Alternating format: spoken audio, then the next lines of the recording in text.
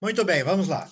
Então, na primeira aula, pessoal, eu gostaria que, eventualmente, se houver alguma questão, alguma pergunta, vocês me interrompessem ou simplesmente passem a sua questão no chat, ou no final da aula a gente volta a questionar sobre os assuntos.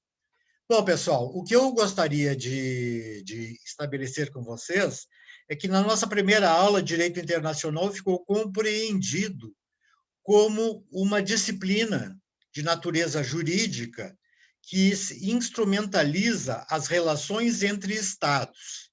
Ou seja, o direito internacional tem como um fim específico regular relações entre Estados, ou seja, estabelecer regras jurídicas entre Estados, certo? Isso significa, pessoal, em outras palavras, que, assim como no direito interno, por exemplo, no direito brasileiro, como poderia ser o direito argentino, como poderia ser no direito francês, cada estado possui as suas próprias leis, as suas próprias regras jurídicas. E estas regras jurídicas foram feitas para disciplinar uma relação jurídica envolvendo todos aqueles que estão no território deste estado. Ou seja, a lei brasileira regulamenta todo aquele que está incorporado ao território do Brasil, seja pelo solo, subsolo, pelo mar territorial ou pelo espaço sobrejacente. O que estamos tentando dizer é que aqui está vinculado o chamado direito interno. Este direito foi feito pelos legisladores, né? E este direito é feito estruturalmente para quem está residente ou domiciliado no Brasil, ainda que estrangeiros, vejam bem. Então, vejam, enquanto o direito interno regulamenta as relações jurídicas entre todos estes sujeitos que fazem parte, né, deste território, o direito internacional tem outro viés. O direito internacional, na verdade, busca relacionar estados. Vamos começar por aqui. Ou seja, uma relação entre o Brasil e a Argentina. Dois estados, certo? Dois estados que se estabelecem como países amigos e que se relacionam entre si. No momento em que se relacionam, eles têm uma série de acordos estabelecidos entre si. E estes acordos que foram estabelecidos, nós, adiante, vamos chamar de tratados internacionais. Tratados ou convenções internacionais. Veja bem, nós então temos duas espécies diante de nós de regras jurídicas. As regras jurídicas internas, que regulamentam todas as pessoas que estão dentro de um determinado território, e as regras jurídicas internacionais, que relacionam estados entre si. Eu posso relacionar, por exemplo, Brasil, Argentina, Paraguai e Uruguai. E aqui nós temos um acordo, um tratado internacional e não uma lei. E por que nós chamamos de tratado e não de lei internacional? Porque, na verdade, o tratado tem uma essência diferencial em relação à lei.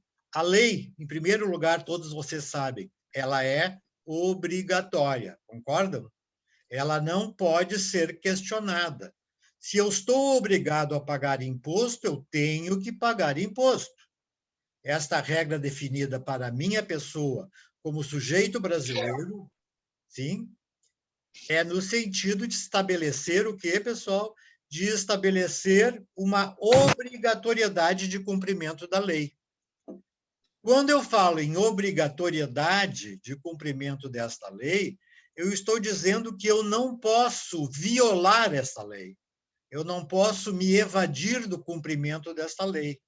Se eu não pagar o imposto, eu vou ser demandado pelo Estado que vai me cobrar esse imposto, inclusive com uma série de penalidades que não me interessam. Assim sendo, na regra internacional, nós não temos, em princípio, este senso de obrigatoriedade que é comum na lei interna. Ou seja, as normas estabelecidas entre estados são normas que regulamentam estas relações e que só são válidas, só são eficazes à medida em que estes estados aprovaram este tipo de regra. Vejam, quem é que faz a lei no Brasil, pessoal? Quem é que me responde? Quem faz a lei no Brasil? O Congresso? O Congresso Nacional, os deputados, os senadores. E vejam, ainda que sejam os nossos representantes, nós, muitas das vezes, não estamos sujeitos com os nossos representantes. Nós não concordamos, por exemplo, a fórmula pela qual o Congresso Nacional hoje tem retardado soluções a respeito da aplicação da vacina no Brasil, né? Nós não temos gostado, por consequência, das atitudes governamentais que impõem restrições ao uso da vacina e outros fatos similares. O que eu estou tentando dizer é que, embora seja uma regra que eu não concorde, eu sou obrigado a cumpri-la, porque se eu não cumprir, eu vou ser penalizado. Agora, no direito internacional, quem faz a lei internacional? Desculpem a palavra, mas quem faz a regra ou a norma internacional?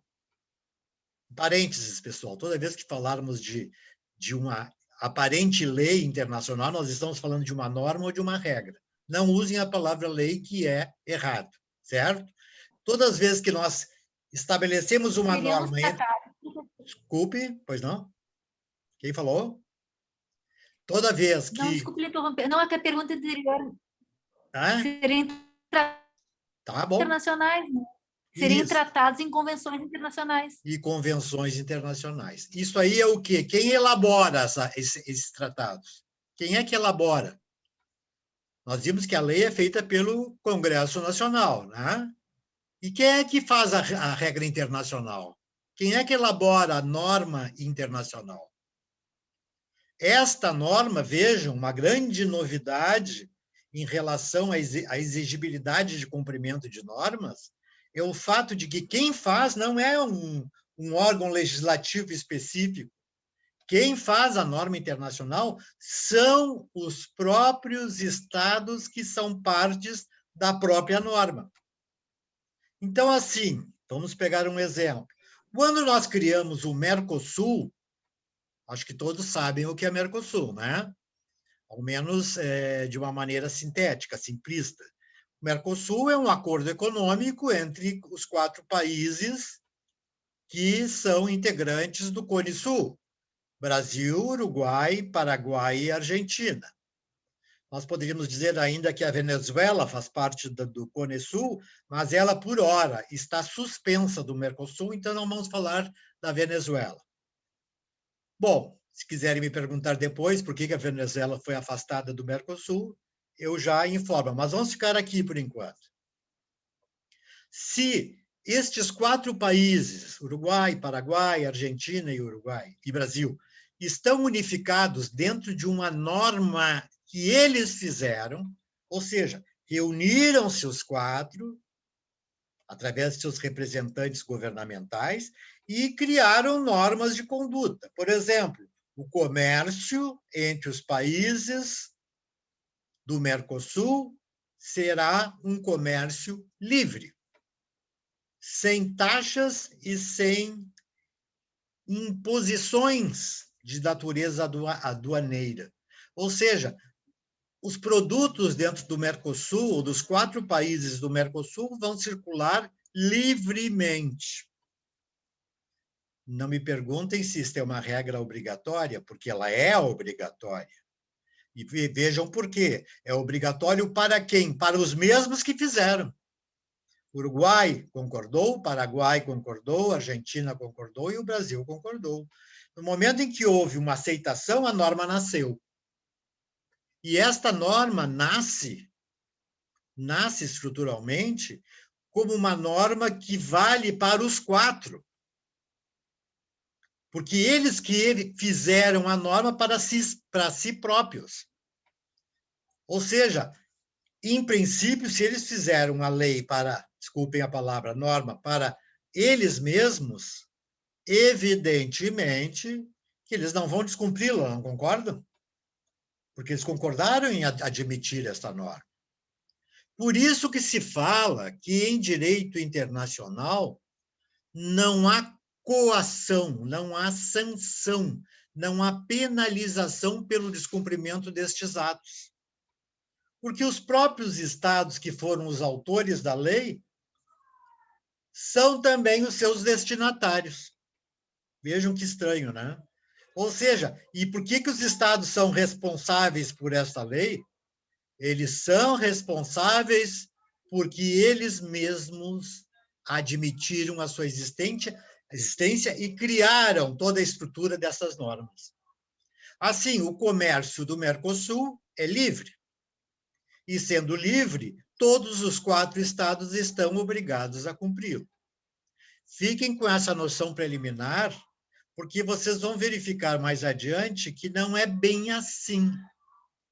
E, embora os estados tenham estabelecido este tipo de regulamento, nós vemos constantemente conflitos entre o Brasil e a Argentina, por exemplo, em relação à troca de comércio entre si, em relação ao recebimento de um e outro dos produtos daquele estado ou deste estado, por uma série de motivos, o que rompe, o que viola o princípio mercosulino.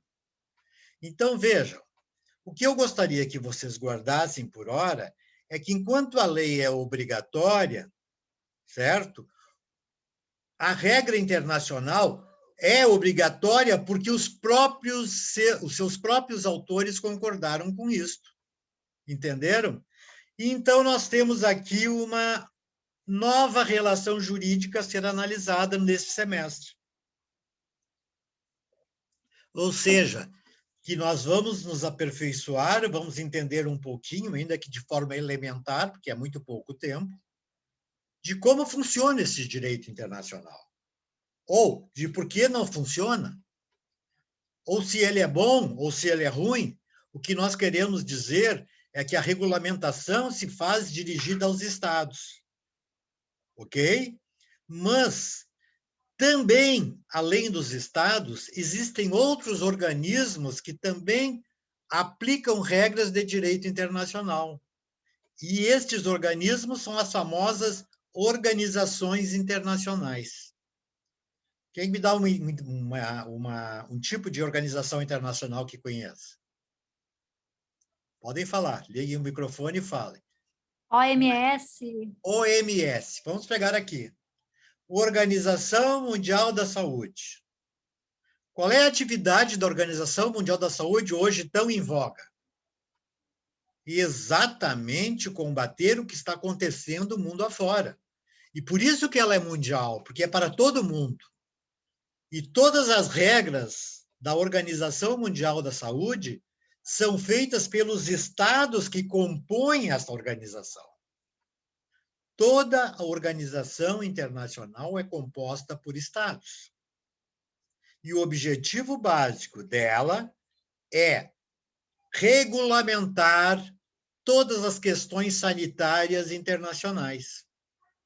Regulamentar desde a aplicação dos medicamentos até a estrutura de desenvolvimento da própria medicina. Vejam, seria como uma espécie de superpoder mundial que comanda todos os demais estados que compõem esta mesma organização. Eu poderia ainda falar, por exemplo, da Organização do Comércio Mundial, que, na verdade, chamamos de OMC, Organização Mundial do Comércio. O que faz a Organização Mundial do Comércio? Em primeiro lugar, os estados que compõem a OMC são estados que aderiram a seus princípios básicos, quais sejam regulamentar o comércio mundial, estabelecer regras comuns para todos os países membros. Concordam? E vamos falar da maior de todas as organizações, a Organização das Nações Unidas. E por que eu digo que é a maior? Porque é a que tem maior número de membros, estados. Ela tem, na verdade, 194 estados-membros, e nós sabemos que na comunidade mundial temos em torno de 196 países. E vejam, então, a quantidade de membros dessa organização e a importância dela. Esta, essencialmente, pelo número de estados que se juntaram aos seus propósitos, ela é propriamente uma grande organização mundial cujo objetivo mais importante é manter a paz e a segurança internacionais. Vejam bem, manter a paz e a segurança internacionais significa algo muito criterioso e muito extenso. E eu perguntaria a vocês, em que momento não há paz no mundo? Ou em que momento não há mais segurança no mundo? Vocês vão me dizer, quando houver guerra. Nem sempre. Nem sempre é só a guerra. É claro que o objetivo é não fazer guerra. Inclusive, a ONU extinguiu o direito de guerra aos Estados. Só ela, propriamente dito, poderá fazer guerra. E quando se fala nisso, pessoal, nós estamos querendo dizer que essas organizações internacionais, principalmente as que estão incorporadas na ONU, repito, 194 estados, eles todos almejam a mesma coisa. Por isso se unificaram. Qual é o estado que não quer a paz e a segurança internacionais? Perguntaria a vocês. Os estados que estão fabricando armamentos. Mas vocês já pensaram que esses estados que estão criando armamentos, inclusive armamentos nucleares, são estados que estão fazendo isso para se defender? Está errado? Está certo? A ONU quer proscrever o direito à manutenção de armamentos militares, mas também não é mentira que esses estados tenham que se proteger das grandes potências, principalmente. Se nós pensarmos quem é que comanda no mundo, quem é que comanda o mundo hoje, a nível político e econômico, vocês vão me dizer obrigatoriamente Estados Unidos da América e a China. Não é isso? Estes dois estados, pessoal, por que são os detentores do poder mundial na área econômica e na área bélica? Porque eles são, na verdade, os detentores dos maiores exércitos do mundo. E são os países mais ricos do mundo. E, evidentemente, que eles têm um grande arsenal atômico, inclusive, para se guarnecer na manutenção da paz. E é por isso que os paizinhos menores, como, por exemplo, a Coreia do Norte, fabrica armamentos atômicos, energia nuclear, para, no caso de existir, por exemplo, uma tentativa de invasão norte-americana, eles tenham com que se defender. Eu não estou aqui fazendo apologia nem a defesa dos armamentos. Ao contrário, eu sou contra eles. Mas eu quero dizer que o princípio de paz e segurança envolve tudo isso. Paz significa que, acima de tudo, todos os países do mundo desfrutem de iguais oportunidades, não concordo? Porque sempre há conflitos armados quando um país está em desigualdade em relação ao Estado mais forte. E assim sendo, nós estamos diante de uma grande evidência de que a vontade de ter paz é uma vontade internacionalmente aceita. E vejam a força dessa organização ao ponto de manter tantos Estados-membros em sua organização. Agora, não podemos esquecer, pessoal, que esta ONU, como é o órgão máximo regulamentar da paz e segurança, ele distribui as suas atividades a várias outras organizações chamadas especializadas. Por exemplo, quando a ONU tem que resolver as questões envolvendo saúde pública, ele não vai tomar uma posição pessoal em relação a isso. Vai fazer um acordo com a OMC que vai distribuir aquela incumbência que é da ONU. se nós queremos ter justiça no comércio mundial, a ONU vai fazer um acordo com a OMC para manter a integridade política e comercial do mundo.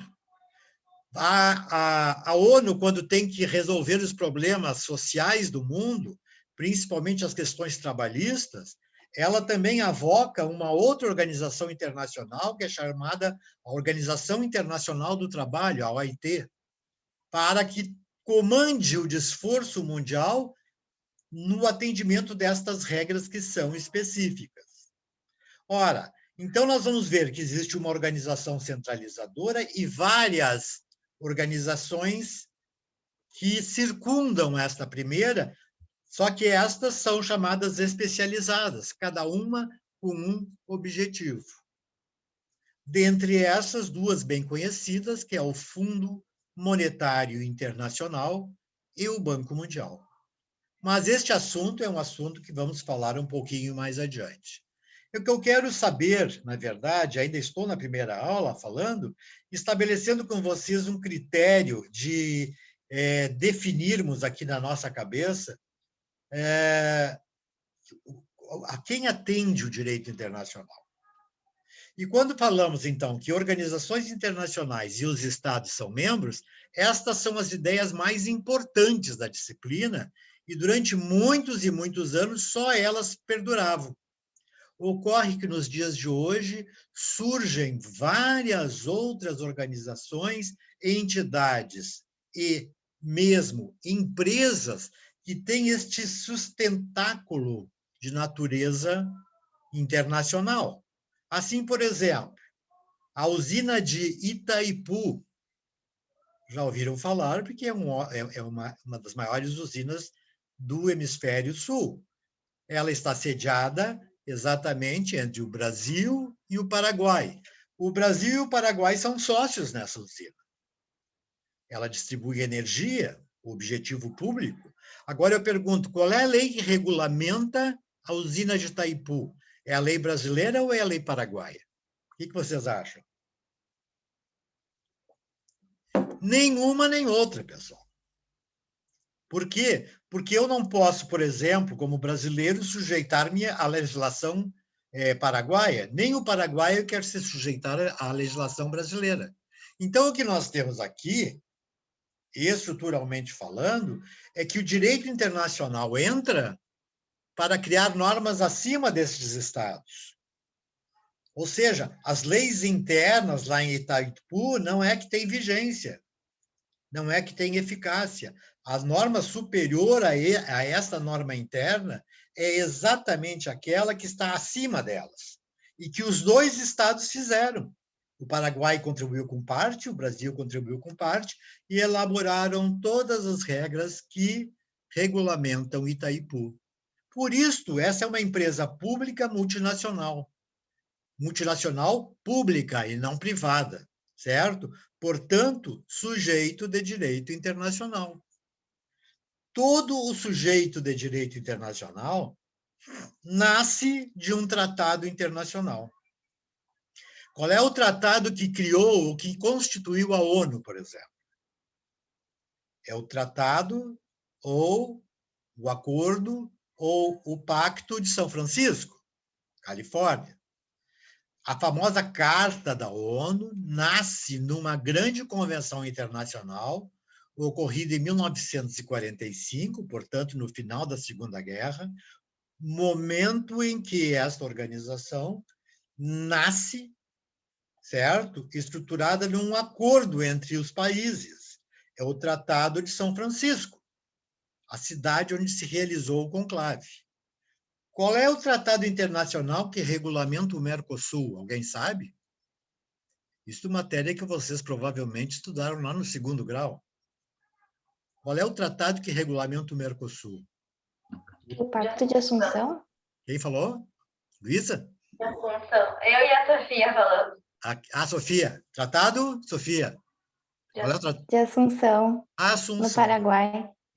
Todos sabem que o Tratado de Assunção deu início ao nascimento do Mercosul E por que é chamado de Assunção? Porque lá se realizou a conferência que editou este contrato. Isso é o tratado internacional. Ela regulamenta, né? Então, os países membros deste objetivo precípio. E nós vamos ver que tanto são os objetivos quanto as expectativas das partes. Eu posso ter acordos de natureza sanitária, eu posso ter acordos de natureza cultural, eu posso ter acordos econômicos, eu posso ter acordos de natureza política, eu posso ter acordos de natureza jurídica e assim por diante.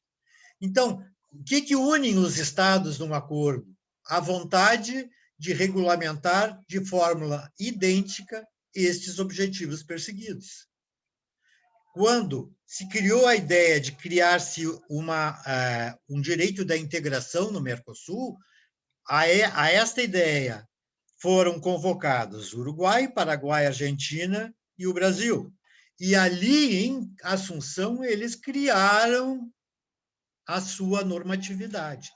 Toda convenção, todo tratado internacional, então, é o atestado de nascimento das organizações internacionais, certo? As empresas públicas multinacionais que eu me referi, pessoal, na verdade não podem ser chamadas de organizações, porque elas são privadas, não é isso? Elas são uma espécie de conciliação privada entre sujeitos privados que se uniram para desenvolver uma atividade de natureza pública. Qual é a natureza pública de Itaipu? A distribuição de energia, não é isso? A distribuição de energia. Muito bem.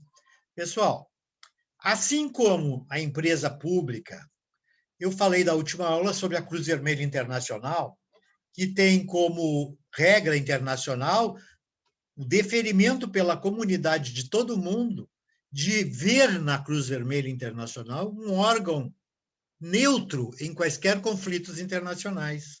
Ou seja, quando nós temos uma guerra, o que a gente verifica? Ou a guerra, certo, está em favor de um lado ou de outro, mas em ambos campos de atuação, vocês encontrarão equipes avançadas da Cruz Vermelha Internacional que têm como objetivo, qual é o objetivo? Resolver o problema dos feridos, resolver o problema de fornecimento de suprimentos em casos de guerra. Portanto, ela é neutra e se encontrará em qualquer dos campos, amigo ou inimigo, dentro de uma guerra.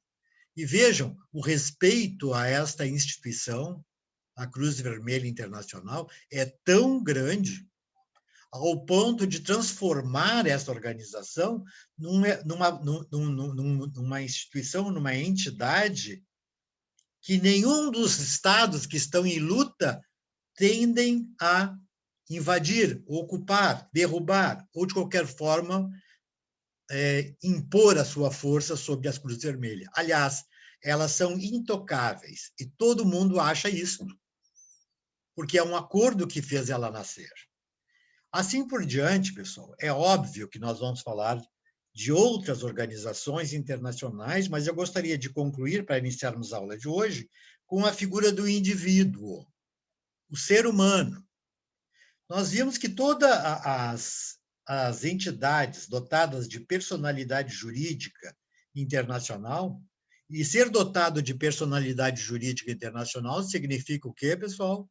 Significa ser sujeito de direitos e deveres na esfera internacional. São os estados que o congregam que determinaram que aquilo é uma pessoa regulamentada através de direitos e de obrigações. E, assim sendo, ela ascende ao direito internacional como um ser de obrigatório respeito.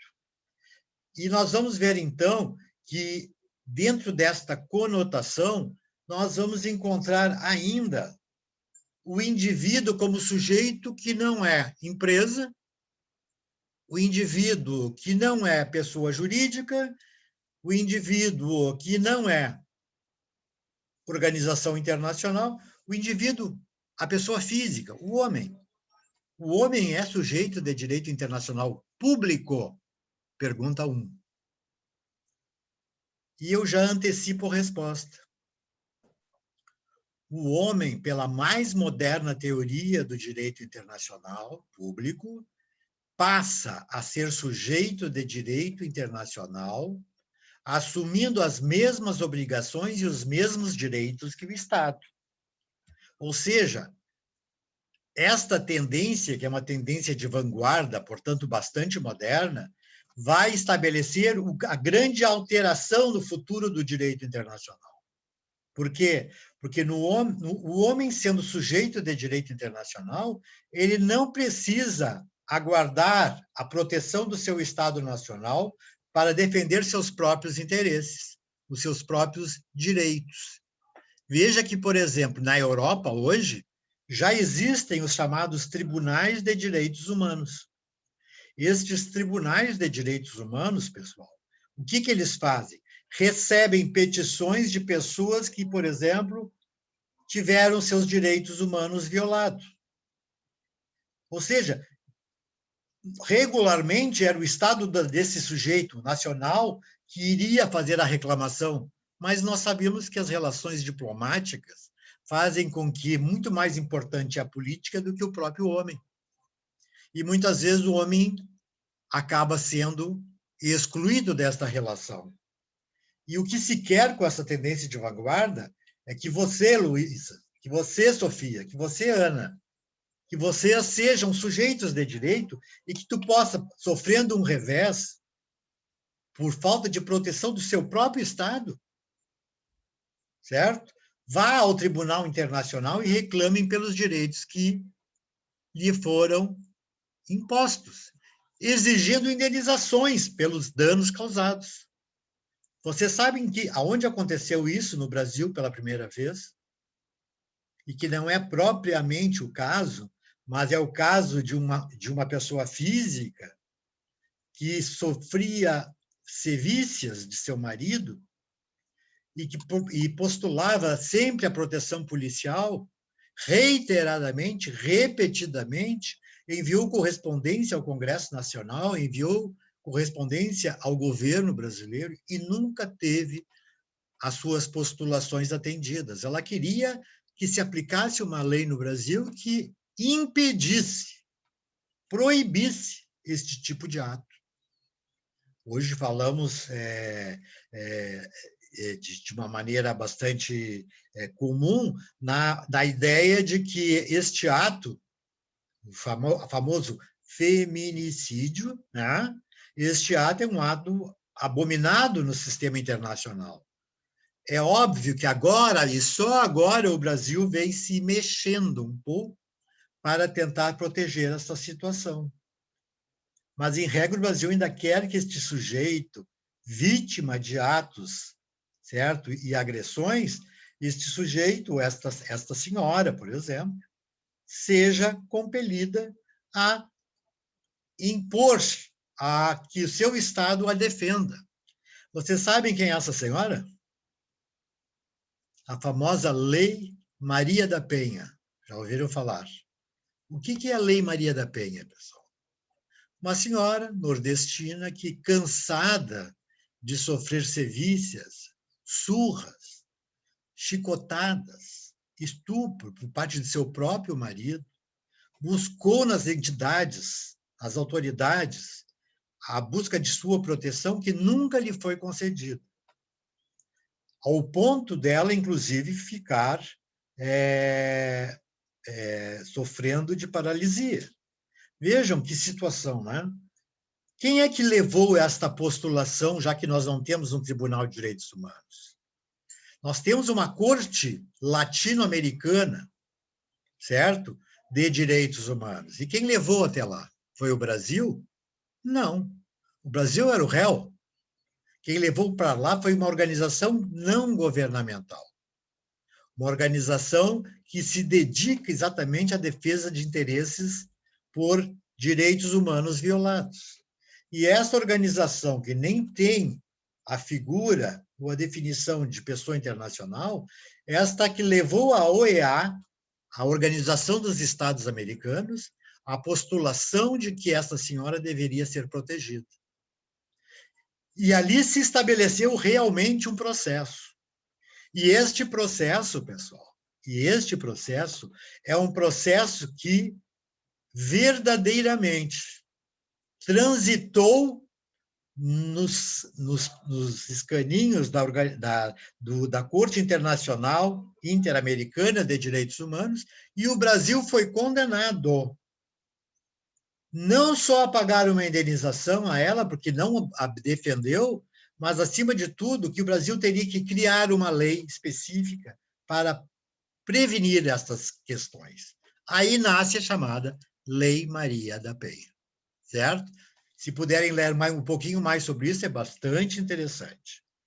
Bom, pessoal, vamos para a aula de hoje, e eu até fico preocupado que eu avancei um pouco, mas nada vai ser prejudicial ao ponto de que mais importante é que vocês detenham o conhecimento pleno de todos os conteúdos. Assim, então, eu fico estabelecendo com vocês que o homem é sujeito de direito internacional, entre aspas, porque países como o Brasil não o reconhecem como tal. Agora, todos os países que se reúnem na União Europeia, são 27 estados, todos colocam o indivíduo à frente do próprio Estado. Entenderam? E isso é uma reação ocorrida desde o tempo de término da Segunda Guerra Mundial, onde tantas afrontas aos direitos humanos foram determinadas, né? Nós sabemos de todo o Holocausto judeu, por exemplo, né? As deportações em massas e todas essas questões que fizeram o homem refletir na necessidade de proteger-se, acima de tudo, ao homem e não ao Estado. Muito bem. Professor, vamos rapidinho. A questão da Segunda Guerra foi que eles queriam poder julgar os nazistas, né, como indivíduos de uma Queriam forma que, desculpe, internacional. quem é que está falando? Ana Carolina. Eles Ana queriam Carolina. julgar os Ana, nazistas, tá. né? Fala. Eles queriam poder julgar os nazistas, tipo, como indivíduos, mas de forma internacional, Exato, né? exato. Você sabe que ali se criou um tribunal internacional, mas um tribunal internacional não muito bem estabelecido, porque ele foi criado só para julgar os criminosos nazistas, que chamava-se a Corte de Nuremberg, né? Ou o Tribunal de Nuremberg. Ali foram condenados todos os, ao menos mais importantes, comandantes nazistas, e muitos deles, inclusive, a eles foi combinada a pena de morte. Vejam que nós, como não tínhamos um tribunal internacional, né, Ana, nós tínhamos que nos socorrer da ideia de criar um tribunal para isso. Assim aconteceu em Nuremberg. Assim aconteceu em Ruanda, na África.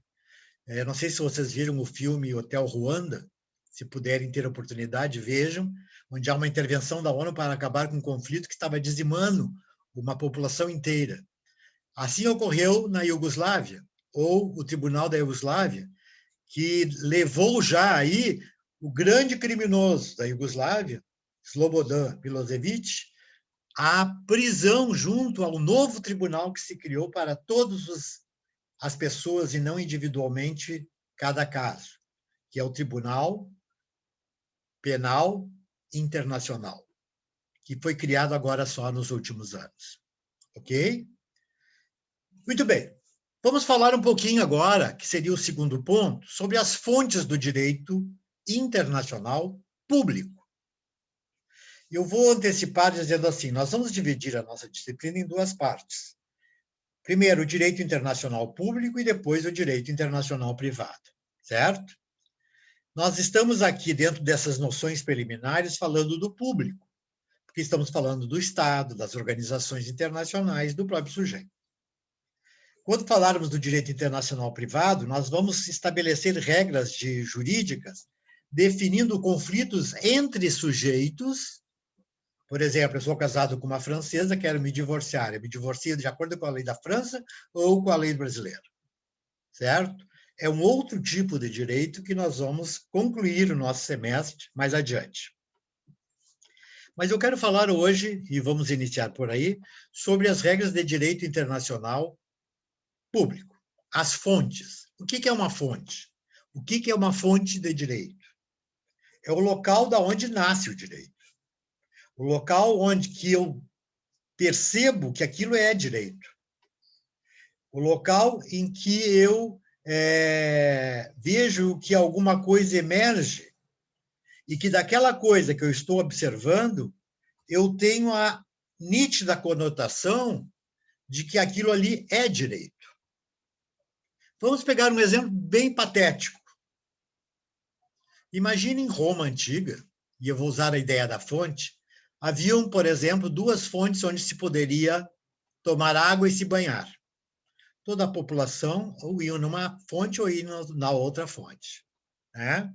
Esta ideia de que estabeleceu-se a aplicação de 2 fontes apenas, e não outras, estabeleceu-se porque as outras eram infectadas ou tinham problemas. Até o dia que uma destas 2 fontes começa a causar doenças. E as pessoas que começam a imaginar o problema verificam que é aquela água daquela fonte que causou o problema. Pessoal, quem tomou na outra fonte não tem problema nenhum. Vocês vejam, então, o que eles sentiam, o que eles verificaram. Verificaram que eu não posso mais tomar água na fonte B e vou ter que tomar água na fonte A. Isso ninguém me disse. A experiência demonstrou. O que nós chamamos de costume, né? O costume ensejou a utilização de uma regra jurídica una, ou seja, só a fonte A é boa. Eu estou aqui fantasiando, mais ou menos, para que vocês entendam o que é o costume. Porque quando nós falarmos de fontes do direito, eu quero dizer, por exemplo, que esta regra de que a fonte A é boa e não a B é uma ideia que determinou-se através da prática costumeira, da chamada praxe, né? E uma praxe que, quando chegaram à conclusão que só a fonte A é boa, o que aconteceu? Esta fonte A tornou-se obrigatória, não tornou-se? E vejam, este é exatamente o espírito da regra jurídica. A fonte A é melhor que a fonte B, porque a fonte B causa doença e a fonte A não. Então, eu só vou tomar na fonte A. E assim a população toda se dirigia àquela. Vejam que isso ninguém perguntou para ninguém, isso foi exercício de experimentação. 1, 2, 3, 4 vezes até chegar à conclusão. Isto é bom e, portanto, eu vou aceitar. Então, vamos ver o seguinte, em primeiro momento, como o direito internacional não é um direito codificado, eu quero dizer, não é um direito escrito. Vocês sabem que todas as leis estão em códigos, né? Estão em regras jurídicas. Eu tenho lá o Código Civil, eu tenho o Código Penal, eu tenho a Constituição Federal. Essas leis, todas escritas, estão ali compiladas para quem quiser ver. Aquelas são as leis. Agora, no direito internacional, nós não temos esta regra escrita, pré-codificada. Nós não temos como estabelecer uma espécie de hierarquia de qual é a melhor e a pior norma. Tá? Então, no momento em que nós estamos analisando as fontes, eu vou ter que analisar, acima de tudo, a inexistência de um código que regulamente o direito internacional. Não existe um código que diga o homem tem que ser respeitado por seu Estado. O Estado vai dizer que está havendo uma intervenção abusiva em assuntos internos e assim por diante. Então, vejam, a não planificação do direito, como é internamente nós temos o poder legislativo, que impõe, o poder executivo, que formula, e o poder judiciário, que aplica a lei. Né? Então, vejam, no direito internacional nós não temos, propriamente dito, isto. Nós temos regras jurídicas que nascem dentro de uma certa estrutura. E quem é que tem que saber a respeito de fontes do direito? Quem tem que saber a respeito de fontes do direito, pessoal, é exatamente aquelas pessoas que têm um elemento básico para poder se orientar. E as pessoas que aplicam o direito internacional, e aqui eu vou dizer que existe um tribunal internacional da ONU, que é especialmente destinado a resolver conflitos entre Estados, certo? os juízes desta Corte Internacional, que são 15 juízes, criaram entre si um estatuto, um regimento interno de como funciona aquela corte. E para efeitos de julgamento das causas que lhe chegam às mãos, certo?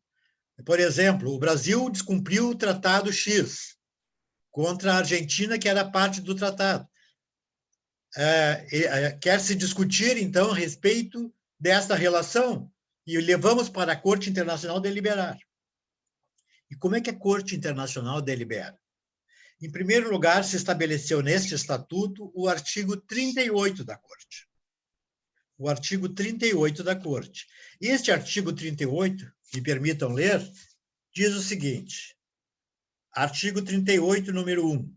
A Corte, cuja função é decidir de acordo com o direito internacional as controvérsias que lhe forem submetidas, aplicará. Em primeiro lugar, a Corte é a Corte Internacional de Justiça, que tem sede em Haia, H-A-I-A, na Holanda, certo? E ela existe desde a criação da Liga das Nações. E hoje ela é uma corte da própria ONU. Então, o que eles utilizam-se nesse artigo 38? A fórmula ou as fontes em que o juiz vai se basear. Primeira das fontes. Bom, houve um conflito entre o Brasil e a Argentina, eu vou me basear na letra A, que diz assim, ó: os juízes aplicarão as convenções internacionais, tratado e convenção têm o mesmo significado, certo, pessoal? Quer gerais, quer especiais, que estabeleçam regras expressamente reconhecidas pelos estados litigantes. Ou seja, se eles estabeleceram um tratado e um deles descumpriu o tratado, o juiz vai julgar de acordo com aquele tratado, dizendo: o Brasil violou o tratado, ou a Argentina violou o tratado. É a fórmula mais fácil de deliberar, porque essas normas de um tratado está escrita. Todo tratado é escrito, mas não é um código de leis, porque ela não vale para toda a comunidade mundial, ela vale para certos estados. Por exemplo, do Mercosul vale para os 4, não vale para o resto do mundo. Então, eles não podem aplicar genericamente para o mundo inteiro estas regras. A primeira das regras, então, são as convenções e os tratados. Segundo lugar, o costume internacional, como prova de uma prática geral aceita como sendo o direito. Voltamos para a questão da fonte, né? O costume, a prática de ir na fonte A, certo? E demonstrar que a B estava ruim vai determinar a criação de uma norma entre aquela coletividade. Qual é a norma? A fonte B não presta, a água não é boa, vamos tomar água na fonte A. Isto é uma prática que foi sendo consolidada. Por exemplo, uma outra prática internacional, a bandeira branca da guerra, o que isso significa? O que é aquela bandeirinha branca que se fala na guerra? É o momento em que todas as hostilidades entre os beligerantes têm que se paralisar. Todos respeitam isso, hein? Para-se a guerra, para poder negociar. Né? A declaração de guerra. O que é a declaração de guerra? Um costume. Porque as populações, ao impor em guerra contra um vizinho ou um estado próximo, na verdade, tem que avisá-lo, adverti-lo provisoriamente para que ele não tenha surpresa e possa se defender. Então, o costume internacional é a segunda fonte e ela vai ser utilizada se, por exemplo, no caso concreto, não há um tratado. Estas duas primeiras fontes são as chamadas fontes formais ou materiais, ou seja, os tratados e as convenções e o costume internacional. Estas são as regras de preferência dos juízes, ou numa ou noutra. Qual é a diferença do costume para o tratado? O fato de o costume ser oral e não escrito, porque o costume passa de pessoa para pessoa via oral. As normas não são escritas. E elas são conhecidas porque todos reconheceram nela que aquilo é bom. Bom, Depois, na letra C do artigo 38, vamos falar dos chamados princípios gerais de direito. Os princípios gerais de direito são regras de natureza ética. Elas são anteriores à lei, anteriores aos tratados. É a própria inspiração do chamado direito natural. O direito que parece que provém de Deus, que provém como uma emanação divina.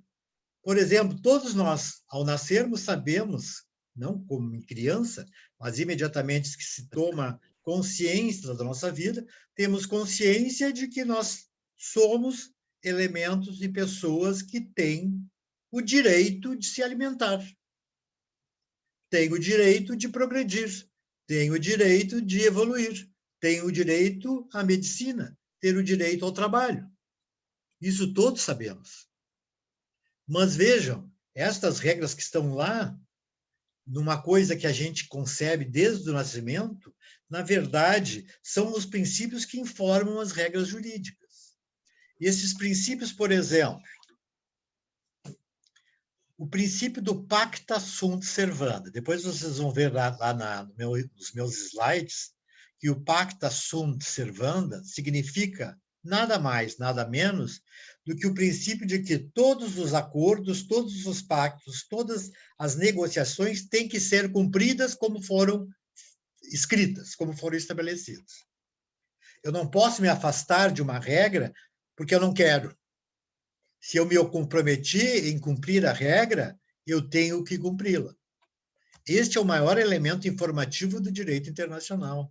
Vejam, quem faz um tratado está obrigado a cumpri-lo. Até porque fez não só em seu nome, mas de outros que estão compondo esta relação. Por outro lado, nós sabemos que este princípio do pacta sunt servanda, que é o princípio da obrigatoriedade dos acordos, muitas vezes é descumprido, concordo? Sabemos que não podemos descumprir, mas às vezes descumprimos. E quanto a isso, nós sabemos que existe um segundo princípio geral, que é um princípio geral que estabelece a regra bem conhecida, que na verdade, uma frase: todo aquele que causar prejuízo a outro está obrigado a indenizar. Vocês não concordam que isso é um princípio acima da necessidade de lei?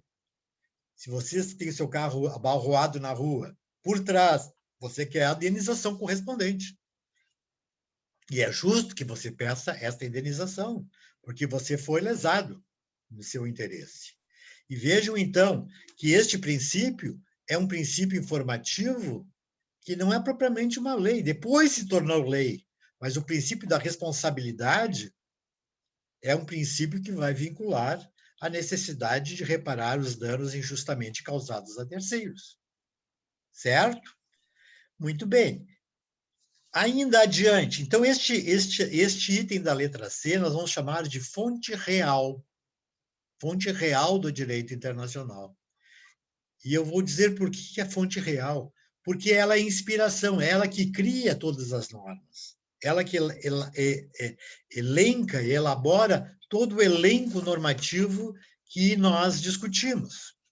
Né? E na letra D, nós vamos falar ainda de que existem decisões judiciárias e a doutrina dos publicistas qualificados das diferentes nações como meio auxiliar para determinar as regras do direito. Pessoal, duas palavras básicas aqui: jurisprudência e doutrina. Vocês sabem o que é jurisprudência? O que é jurisprudência? Sofia? É uma decisão, né, professor? É uma decisão. Decisão de quem? Decisão de um juiz que estão seguindo aquela interpretação. Juiz que consegue acompanhar uma mesma interpretação. Bateu por trás é culpado. Isso é uma jurisprudência. Não tem lei que diga isso. Né? Ou seja, o juiz pode manusear a lei, pode agilizar a aplicação da lei, dizendo ou criando novas concepções jurídicas. Assim sendo, ele viu que, invariavelmente, em todos os acidentes, por trás, a responsabilidade é do veículo que vinha atrás. Eu estou te dando um exemplo para vocês, certo? Então, vejam, quando se estabelece essa regra dita jurisprudencial, eu estou criando, quer dizer, a base fundamental de uma regra jurídica que foi manuseada e que foi melhorada para ser aplicada. Porque nós não podemos pensar que, se temos uma regra que diz, uma regra penal que diz matar alguém, reclusão de tantos até 30 anos. Esta norma, vocês vejam como ela é rígida, né? Matar alguém. E estou dizendo a pena. 30 anos de reclusão, até 30 anos de reclusão. Agora eu pergunto assim, ó, se tem elementos que facilitam, ou, desculpe, que determinam a não gravidade do caso morte. Por exemplo, se usava muito o argumento, que ontem vimos na televisão, de que não há mais a argumentação de que o marido que mata a mulher tem direito à honra. Isso foi rompido pelo Supremo Tribunal Federal. Havia, mas o Supremo, em nova jurisprudência, criou. Não há mais direito à honra. Acabou, ninguém mais pode se defender alegando a honra. Né? Por outro lado, né, a jurisprudência que estabelece a maleabilidade dos princípios do direito internacional para poder aplicá-los de modo mais adequado. Mas vejam o seguinte, pessoal, esta jurisprudência não pode ser a base exclusiva da decisão judicial. Esta jurisprudência, que é exatamente a maleabilidade de uma regra jurídica, ela tem que ser usada pelo juiz como meio de localizar as fontes formais, aquelas duas primeiras, um tratado internacional ou o costume internacional. Assim sendo, a jurisprudência é utilizada como elemento alternativo e não pode ser obrigatório. Por outro lado, a doutrina. O que é a doutrina? A doutrina é o ensinamento dos grandes doutos do direito, aqueles que são experts na matéria de direito internacional, escrevem livros, teses jurídicas, artigos, revistas e etc., e que vão estabelecendo novas teses jurídicas para novos casos. Esta doutrina, nós temos que entender, ela é muito difusa, porque assim como alguns defendem a pena de morte, outros defendem a não aplicação da pena de morte. E temos renomados juristas que fazem ambas as coisas, né? Uns que defendem a pena de morte, outros que não. Então, assim, ó, utilizarmos da doutrina que eles escreveram, que eles deixaram para nós, é perigoso. E nós temos que aplicar a doutrina só para a localização das fontes formais. Ah, mas aquele tratado, nessa doutrina que esse autor fala, diz do tratado número tal que eu não tinha me dado conta, então vamos aplicar aquele tratado, ou um costume estabelecido como regra de conduta. Bueno. Finalmente, este artigo 38 vai estabelecer, no item 2, o seguinte: a presente disposição não prejudicará a faculdade da Corte, a possibilidade da Corte Internacional de Justiça, de decidir uma questão ex aequo et bono. Estou falando latim aqui agora. Ex aequo et bono significa... Eu vou ler para vocês, se vocês querem anotar. Ex, EX, tá? EX, aequo, A-E-Q-U-O. E et, E-T, E-T. E bono, B-O-N-O. Ex aequo et bono. Isto, pessoal, palavra complicada, para que botaram isso, complicando tudo? Porque o jargão latino é um dos mais utilizados no direito internacional. Porque nós temos que entender que o direito internacional... Hoje, como o inglês é a língua prevalecente no mundo do comércio, a época em que foram redigidos esses documentos, o latim era a regra que comandava os destinos, principalmente na área do direito internacional. Professor, desculpa interromper, o senhor pode escrever no chat, por favor? No chat eu escrevo. Obrigada. Deixa eu botar aqui para ele.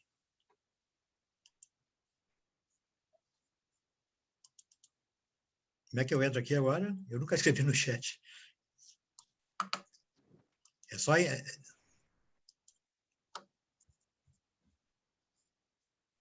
Onde é que eu boto para escrever?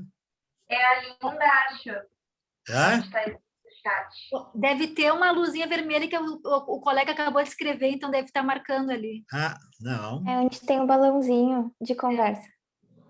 Conversas. Ah, teve uma colega que já escreveu ali no chat a expressão. Ah, tá, obrigada. Então me É passa verdade, a aqui, Natália só para ver se escreveu. está certo, por Obrigada. favor. Quem é que passou? A Ah, tá Natália ali, ó. passou. Tá aí, certíssimo, Natália. Eu, Natália, né? isso. Certíssimo, ali, ó. Me tirou o trabalho. Exa, equit, bono. Isso aí. Isso significa equidade. Ah, e agora, o que é equidade? Equidade. Vocês se lembram que o símbolo do direito é uma balança? Não é uma balança? E o que é essa balança? Naquele desenho, nós vemos os pratos da balança que estão equilibrados. Estão na mesma posição. E essa balança significa, de um lado, a justiça e do outro lado, o direito. O ideal do direito é que seja a expressão da justiça, é isso que quero dizer. Agora, muitas vezes, ou grande parte das vezes, essa balança está descontrolada. E por que está descontrolada, pessoal? Porque o peso da lei é maior do que a justiça propriamente dita, ou o contrário. A justiça é superior ao que a lei determina. Então, nós temos que buscar, na equidade, a aplicação de uma faculdade que é dada para esses juízes de julgarem de acordo com a sua própria concepção de justiça. Ou seja, eu entendo que, por exemplo, o sem terra tem direito à propriedade e tem o direito de invadir a propriedade. Nós tivemos uma corrente de juízes aí, chamados alternativos, que durante muito tempo divulgavam essa ideia. Contra um princípio do direito, que é o direito à propriedade. E por que o juiz julgava assim? Porque, segundo a concepção dele, não é justo que aquele, digamos, trabalhador sem terra ficasse alijado da utilização de uma área de terra, quando essa mesma área de terra era desprezada pelo seu proprietário. Essa é uma forma de determinar-se a colocação de uma aparente justiça, que para outros é uma injustiça. E o problema exatamente é esse, porque se deixarmos na cabeça do juiz para decidirmos, ele pode ser contrário ao meu pensamento político. Né? Então, assim, ó, ele vai se transformar no quê? Num legislador, num deputado, num senador, vai criar lei. Então, vejam, a única exigência para que se aplique nos processos internacionais uma concepção de justiça, certo? É através da autorização das partes que estão no processo. Ou seja, Brasil e Argentina estão litigando e eles aceitam, eles admitem que essa decisão seja dada por equidade. O juiz pode se utilizar até contra o direito a concepção de justiça que lhe pareça ser mais adotável. Certo? Muito bem. Numa questão de natureza fundamental ainda, nós teríamos que pensar que estas fontes do direito, assim como foram colocadas, então, se subdividem. Se vocês chegarem em casa, coloquem lá, artigo 38 do Estatuto da Corte Internacional de Justiça. É aquilo que eu li aqui para vocês. O item A e o item B, aí vocês fazem uma chave, coloquem lá, fontes formais. Tá? A letra C, vamos colocar fonte real. A letra D, fontes acessórias. E a equidade fica fora deste parâmetro, porque a equidade só será aplicada se as partes autorizarem. Exatamente para que o juiz não se transforme em legislador. Certo? Muito bem. Dentro desta concepção, então, nós temos que falar de cada uma destas fontes. Por exemplo, vamos falar rapidamente sobre os tratados, porque a partir deste estudo, ou dessas próximas aulas, nós vamos falar quase que estruturalmente só sobre tratados. Então, rapidamente, o que é o tratado? Sofia, o que é um tratado, Sofia? Vamos ver se, ou Luísa, ou Ana Carolina, qualquer uma. Fala, Sofia. Seria um acordo que é firmado entre os estados? Acordo firmado entre estados. Ótimo. Natália, sabe o que é exatamente um tratado? Tem alguma outra concepção? Uma palavra que seja. Ana? Convenção? Uma convenção é um sinônimo. Porque o tratado pode ser acordo, pode ser pacto, pode ser convenção, pode ser ajuste. Tudo é sinônimo para o nosso entendimento, certo? Depois, mais tarde, pode haver uma alteração. Mas, por enquanto, Põe tudo igual. põe em perspectivas, por exemplo, o Tratado do Clima. Sim, Então, e aí? E aí? O daí, que é o tratado? por exemplo... Oi? Vamos falar assim, a primeira coisa. Quem é que é parte do tratado? Os estados. Os estados. Segundo lugar, qual é o objeto do tratado? Clima, não é isso? Na concepção do que você está dizendo. Ou discutir questões envolvendo a melhoria do sistema ambiental. Tá? Outra questão, o tratado sempre por escrito. Obrigatoriamente, não há tratado oral, nem verbal. Certo? E disciplina o que é um tratado? Toda e qualquer matéria que houver interesse das partes. Economia, política, cultura, educação, assim por diante. Então, vocês vejam que o espectro da formulação de um tratado, guerra, paz, tudo isso, né?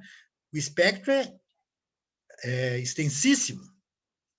E nós não podemos imaginar que este espectro fica resumido a um assunto ou outro. São todos os assuntos de interesse. Hoje em dia, muitos são os tratados de direito ambiental, muitos são os tratados de direitos humanos, não é isso?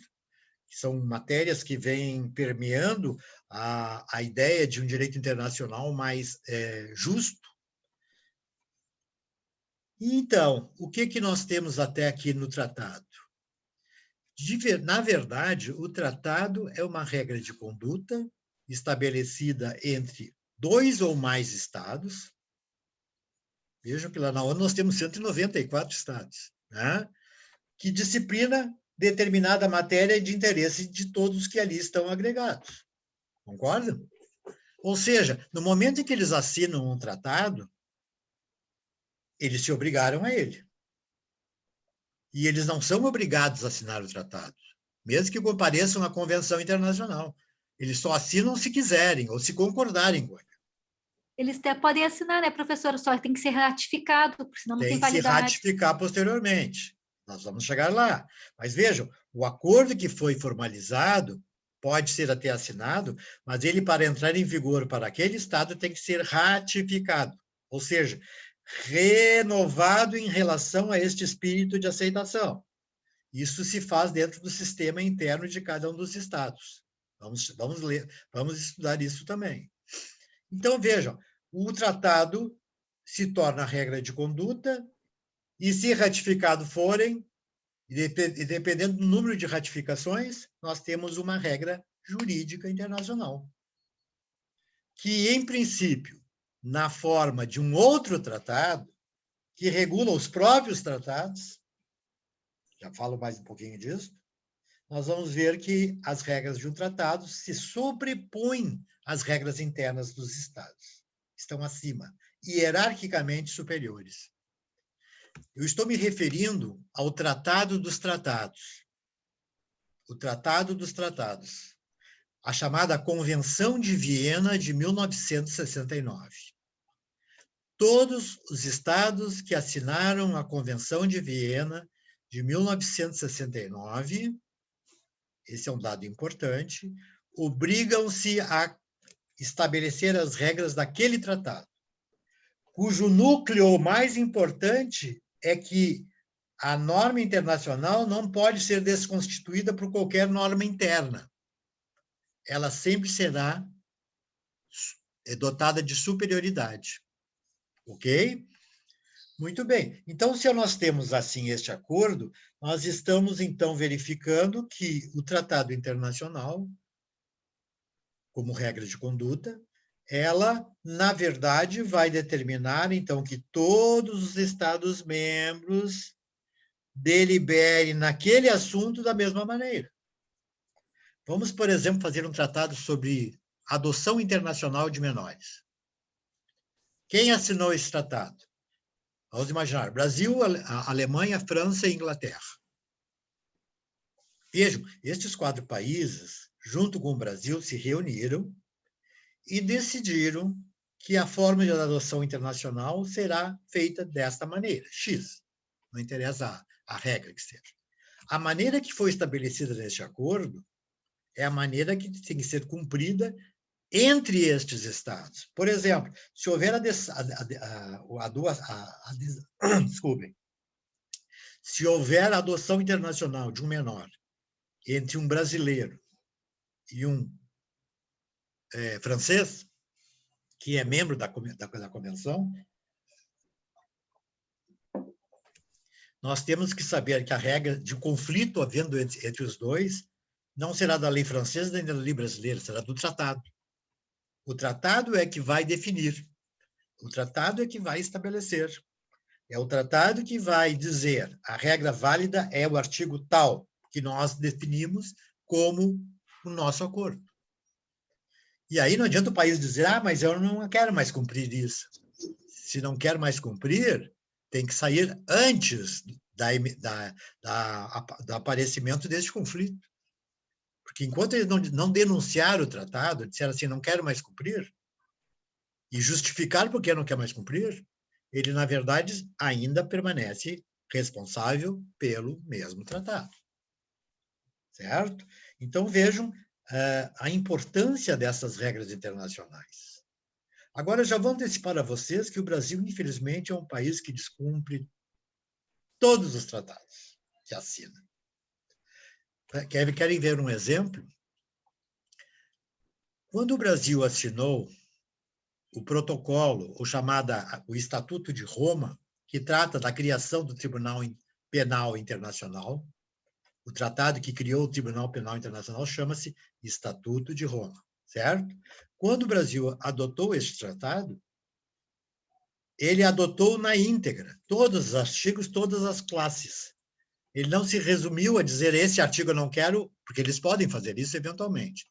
Agora, o Estatuto de Roma não podia ser reservado em nenhuma das disposições. Ele tinha que ser cumprido em todas as disposições. E quem fosse assiná-lo, deveria assiná-lo na íntegra.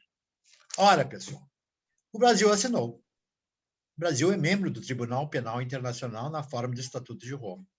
Só que quando o Brasil assinou esse tratado, ele cometeu 2 inconstitucionalidades.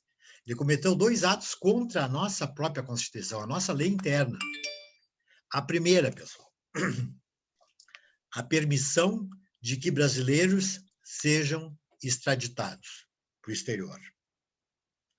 A Constituição diz que nenhum brasileiro nato poderá ser extraditado.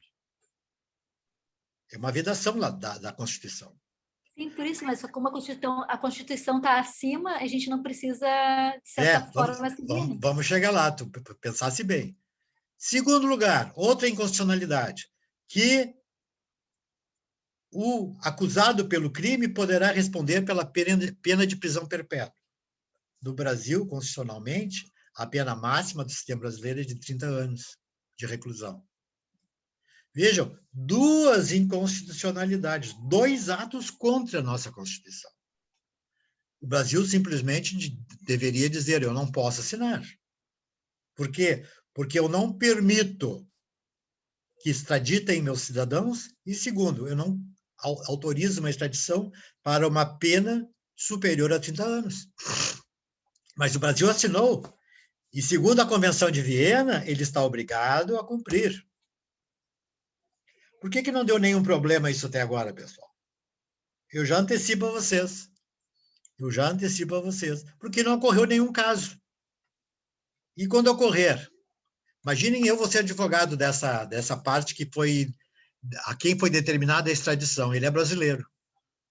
Na forma da Convenção de Babá, ou de acordo com o Estatuto de Roma, que criou o Tribunal Penal Internacional, o fulano de tal está sendo requisitado para ser extraditado do Brasil para o órgão penal, que é na Holanda, nos Países Baixos, onde cumprirá a pena e será processado e julgado. Se eu sou advogado dele, eu simplesmente entraria com uma argumentação no sentido de que Isto é inconstitucional, porque a nossa Constituição não foi alterada e ela, como nossa lei máxima, há que ser cumprida. E, portanto, eu não aplico o tratado e aplico a nossa lei interna. Vejam só as coisas como ocorrem. Isso não é só neste caso, nós temos N casos em que o Brasil não consegue cumprir os tratados que assina. E vejam, nós tivemos um tratado, até para deixar vocês já um pouco quase no final da nossa aula, nós tivemos um outro tratado firmado pela Organização Internacional do Trabalho, junto com o Brasil, que as organizações e os estados podem também fazer tratados entre si. E essa Convenção de Viena é de 86, é outra. Mas vejam, o Brasil fez um acordo com a OIT, dizendo que adotaria as regras da OIT em relação à estabilidade no emprego. A estabilidade no emprego no Brasil não existe. Hoje todo mundo é optante pelo fundo de garantia. Não é isso? Na verdade, essa estabilidade já houve no Brasil, mas hoje não existe mais. E essa regra da OIT, pessoal, isso foi nos anos 80. Sabe o que ela dizia? A partir de hoje, ninguém mais poderá ser demitido senão por justa causa. Apenas por justa causa. Desculpe, apenas quando houver causa justa para a demissão. Pessoal, 99% das pessoas que são demitidas no Brasil são demitidos sem justa causa. Concordam? Porque a nossa lei constitucional diz: é admitida a aplicação da isenção de justa causa em relação a empregados, desde que sejam devidamente indenizados pelos períodos, sabe? Fundo de garantia, aquelas coisas todas. Então, vejam, qual é das regras que eu aplico? Esse é um problema grave na esfera do direito internacional, o que não é o caso dos países americanos, não é o caso americano, aliás, Estado americano, Estados Unidos da América, e não é o caso da Europa, onde todos respeitam estritamente a prevalência hierárquica do direito internacional sobre o direito interno.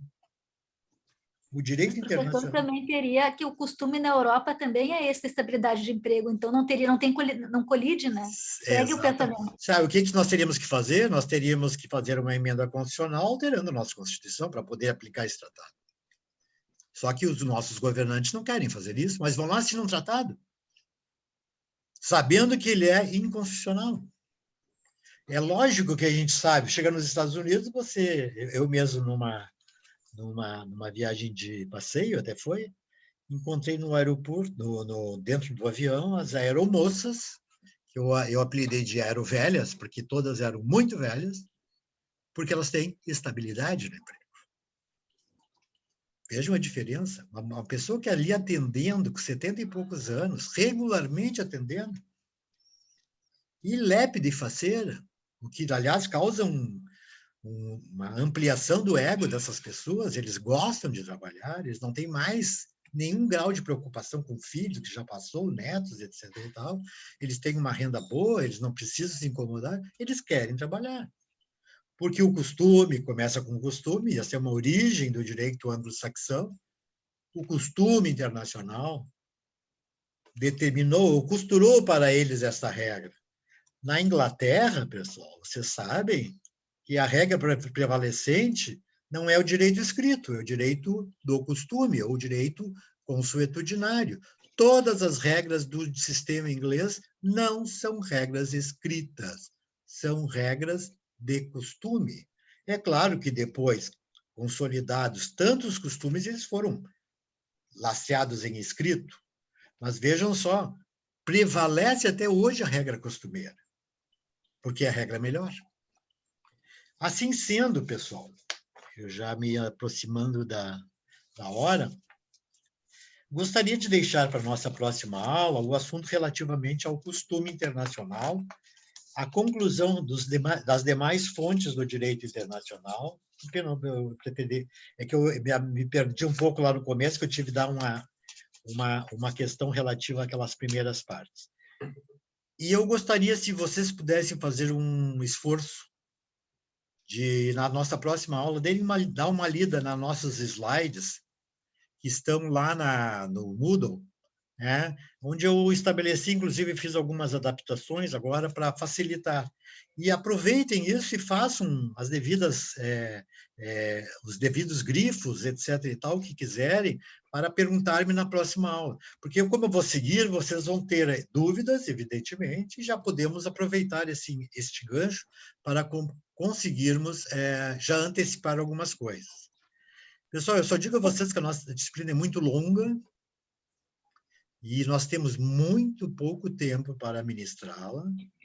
Imaginem, se o direito internacional público, regularmente constituído na Faculdade de Direito, ela era uma disciplina de 2 semestres, com 4 créditos cada um, certo? Imaginem hoje que tudo virou um semestre com 2 créditos. Ou seja, nós temos uma dificuldade estrutural imensa de conseguir trazer a vocês um pouco do conhecimento do direito internacional, porque o tempo passa, e é muito rápido, é um encontro por semana, e ele demanda uma necessidade premente de estabelecermos discussões, seminários e maiores informações acerca deste, eu chamo magistral, porque eu sou apaixonado, direito internacional, que eu tenho certeza que vocês também vão se adaptar e gostar bastante. Espero que sim. Né? Alguém tem alguma pergunta agora? Gostaria de passar? Posso tirar uma dúvida com o senhor? Claro. Eu estava lendo um artigo sobre fontes, que daí tem fonte que fala das fontes formais e materiais, como o senhor falou, mas fala das fontes instrumentais. Isso se utiliza ou são alguns da doutrina que se utiliza das fontes instrumentais? Na verdade é o seguinte, as fontes instrumentais, como assim as decisões das organizações internacionais, as questões envolvendo o soft law, o hard law, entre outras, as recomendações e as resoluções das organizações, são fontes que nasceram há muito pouco tempo. Elas nem estavam previstas e, evidentemente, os próprios juízes das cortes foram incorporando essas novas, mas vamos falar a respeito delas também, certo? Elas são um instrumento, e quando se eu falo que é um instrumento, nós estamos falando que é aquelas fontes que operacionalizam uma forma do juiz agir, né? Operacionaliza uma forma, por exemplo, o juiz precisa se basear em alguma decisão jurisprudencial. Ele pode usar? Pode, mas ele não pode decidir só por aquela base. Ele vai usar ela como elemento como instrumento para chegar às suas decisões finais. Mas eu volto a explicar melhor isso. Não, mas perfeito, professor, obrigada. Eu que agradeço. Alguém mais pergunta? Alguém mais tem dúvidas? Eu quero agradecer vocês. Muito obrigado pela permanência até agora. Eu vou ser obrigado a utilizar mais tempo de aula do que eventualmente necessário, mas evidentemente respeitando o prazo máximo, mas não vou poder cortar muita coisa aí, certo, pessoal? Eu tenho depois conversar com vocês a respeito de um trabalho que vocês vão fazer, que é um trabalho de elaboração de um tema que eu vou levar a vocês para a discussão, certo? Não é momento ainda, mas eu vou depois inserir, com a concordância de vocês, no Moodle. Vale nota também, certo? Vale nota junto com as provas.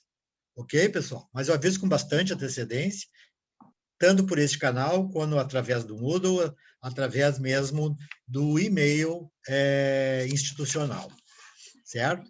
Agradeço quem já me escreveu, continue escrevendo, é muito bom, certo?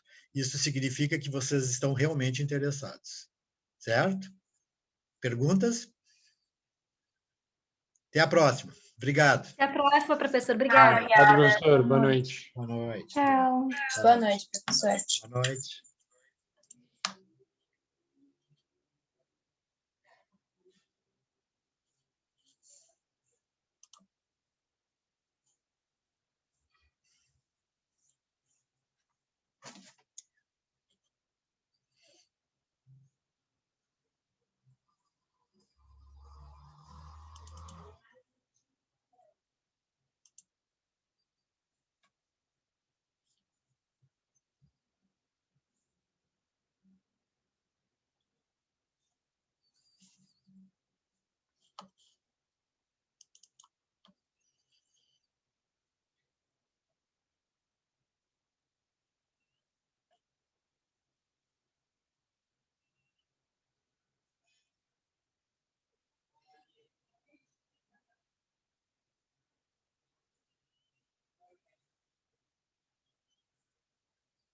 Ô, Matheus!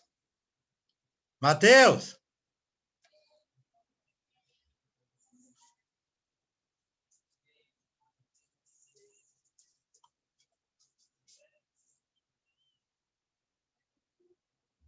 Ô, Matheus!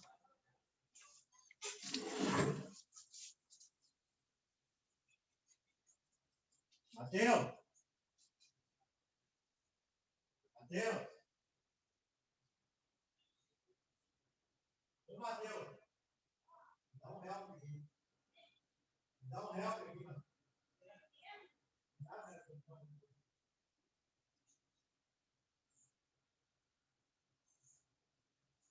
Eu bati numa tecla e apagou a tela. Não. Já terminei, mas tinha que estar gravando agora. Será que ele grava automático? Que hora? Eu não botei. Quando eu fui botar o N, desapareceu. Cadê? Essa aqui? Essa turma aí. In progress. Ainda tá aqui, ó. Tá salvando? Ah, desliga lá o...